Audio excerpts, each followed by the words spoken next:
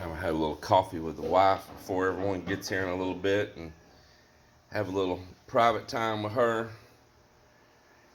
Just enjoy this morning and the excitement that we're fixing to make it all happen again. The squad, oh man, look, they're here, they made it. Straight from Antique. The twins. Man, look at the ants right there. Bunch of ants.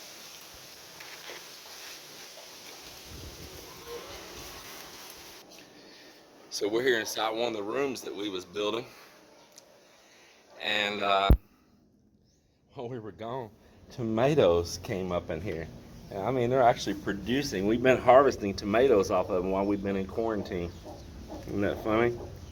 I mean, it's, I guess, just a tomato got dropped, the seed sprouted, and here it is.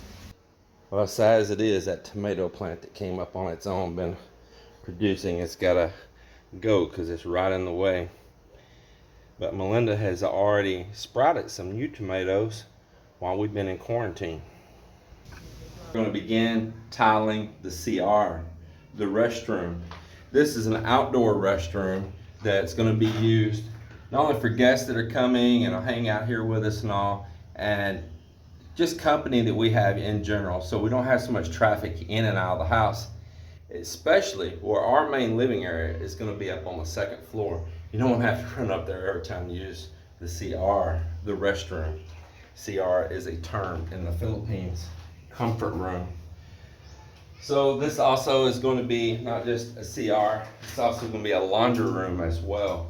Have a washing machine right here, and it'll have a countertop with a double sink basin in it right here to where they can soak laundry. You can still wash your hands if you got something soaking to the side as well. Another blondie on the scene.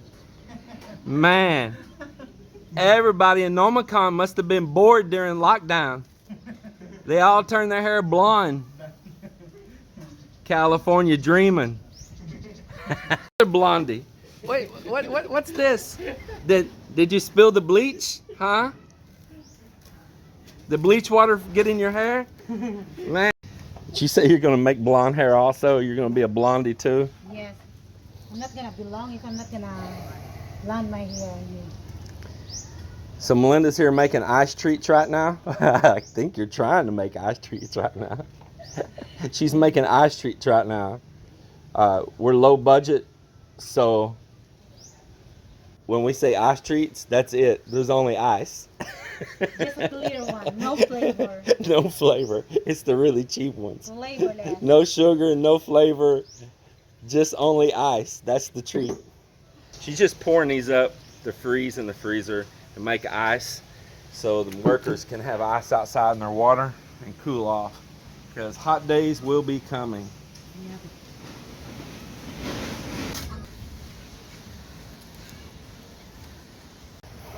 Your cousin brought these? Cousin, the brother of Muray. Oh, nice. That is a seaman. Cool. Yeah, I want those. This is I'll a take business. that. Cool.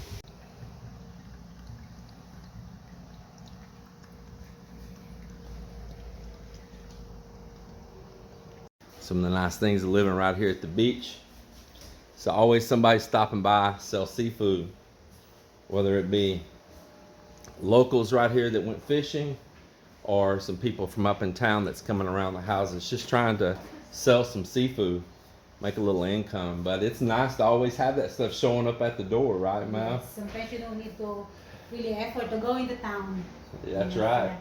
You'll think, oh, I'm gonna go to the market and buy something, and the market comes to you right here to the door. It's always a surprise. You might think that you're gonna be cooking one dish for lunch that day and find out that you're cooking something totally different because something appeared at your doorstep that you really want, and you get it fresh like that, and you're like, man, I'm gonna grab this opportunity. So it's pretty cool. I'm happy to get those. It'd be the first crab I've had since I got home here. Pretty excited for it. I got a little project here I'm working on right now, and is putting a handle on this little spade right here. What they'll do is they'll use these for digging up digging holes, digging around rock, breaking soil loose. They use these, I just call it a spade. I'm sure they have a local name for it. I don't know it right now. But they'll use these with a handle on them, and this will help them out a lot. I mean, it's kind of like use like a wrecking bar in a way. So we're needing this right now. This handle was broke out of this one. I told them I think I can build it back stronger. I'll put a piece of this 16 mm rebar inside, weld it down it like this, make some slits on the side of this where it'll slip up into it a little bit, and between the two I think I can make it pretty strong for the work they need to do.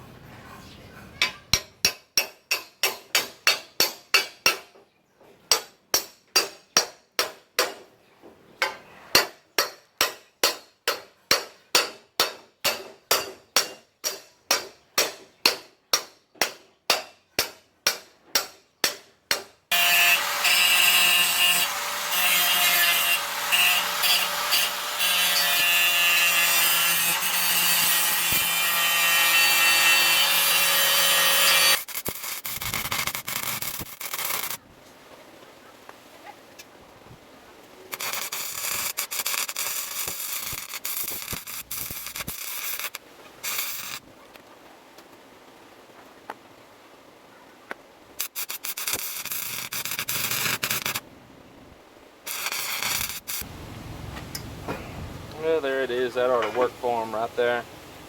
Make them a good strong bar.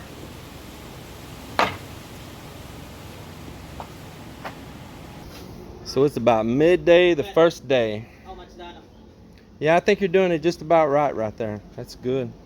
And we stripped all the grass out of here, and now I've got them shaving it down more to remove all the roots and anything that will decay in the soil. Because anything that'll decay down in there, that soil will compress down later, and we'll have a gap underneath the cement and the soil, and we don't want a gap in there, a hollow spot. It'd be just like when you got a floor tile with a hollow spot, that is eventually going to break. So the nice thing that's happened here is that while we've been gone for the past 7.5 months, this soil has had time to settle and pack down naturally.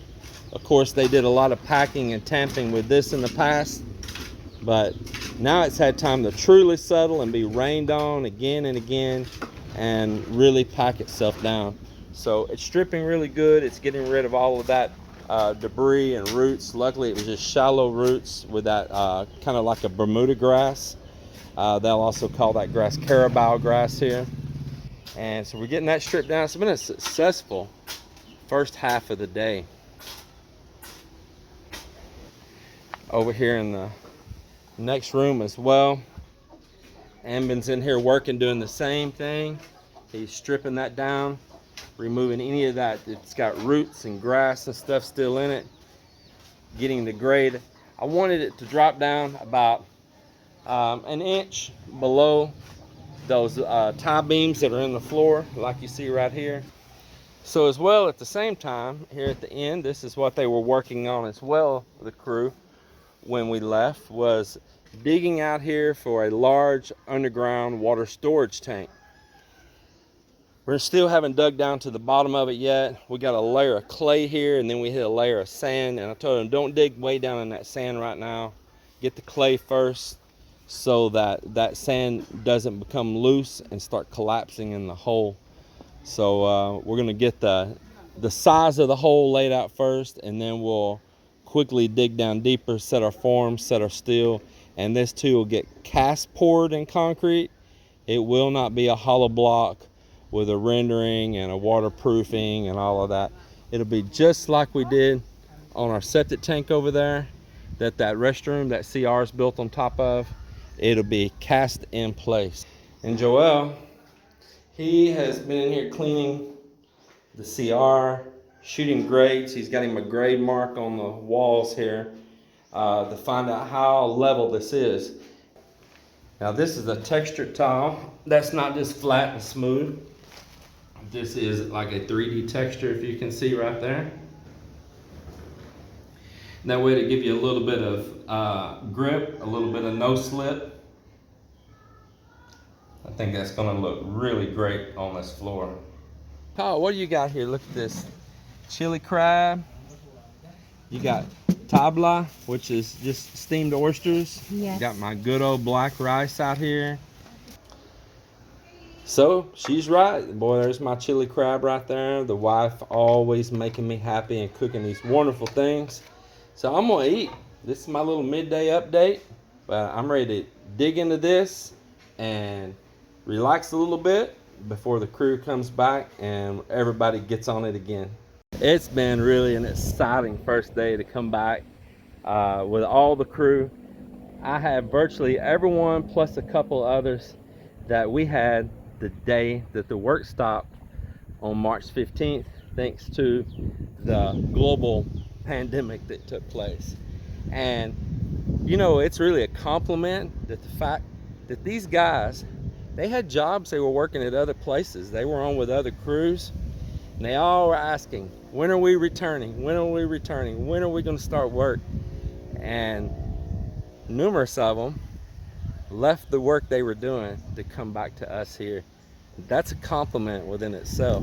It's not that I'm paying better, because I'm not. I'm paying the same, if maybe worse rates than others are. It's that we kind of had a little harmony going on here and some happiness going on here. I taught them how to do a different style on the cement than they worked anywhere else, and they were glad to be a part of it. And plus some of us family, and that's fun, you know, and they're right here close to home too, and that's wonderful. They don't have to go over to a neighboring town or into the city to work. But it's just an absolute pleasure to not even have to stress on where are we going to find labor, who's going to work for us. Are we going to have to teach everybody all over again a new crew? Nope. We got the same crew that was more than happy to come here and work. Melinda's uncle Malone, he'll start here on Monday, and he's going to be with us. And so we'll have numerous massoons, and it's just going to be rocking and rolling. It's a wonderful thing.